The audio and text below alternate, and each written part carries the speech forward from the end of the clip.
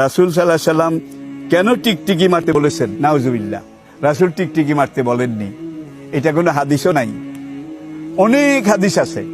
ইব্রাহিম আলাইহিস সালাম তাকে যখন অগ্নিকুণ্ডে নিক্ষেপ করেছিল নমরুদ, তখন পানির বাউয়া ব্যাং, ঘরে যেগুলো থাকে এগুলো নয়, সোনা ব্যাং যেগুলো বর্ষা আসলে গ্যাগর গ্যাগর করে মোটা গলায় ডাক দেয়, এই বাউয়া ব্যাং এটা দেখেছে।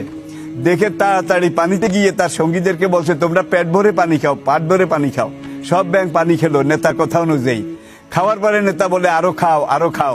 এখন ওই তার অনুসারীরা বলে যে নেতার পেট ফুলে গেছে, পেট বড় হয়ে গেছে, এবার আমার সাথে চলো। কোথায় যাবো? ইব্রাহিমকে আগুনে ফেলেছে, সবাই আগুনের দিকে পেশাব করো, কারণ পানি পেশাব করলে আগুন কমে যাবে, না নিবলেও কমে যাবে। এখন ব্যাঙ্গের বর্ষায় তো আর ব্যাঙ্গের পেশাবে তো আর বর্ষা হয় না, তারপরও ব্যাঙ্গ ইব্রাহিমের